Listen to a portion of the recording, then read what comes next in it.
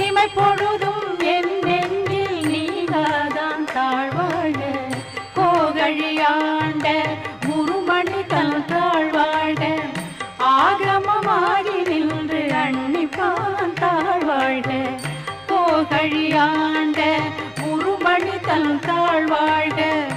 ஆகமமாகி நின்று அன்னிப்பான் தாழ்வாழ ஏகல் அநேகல் இறைவனடி வாழ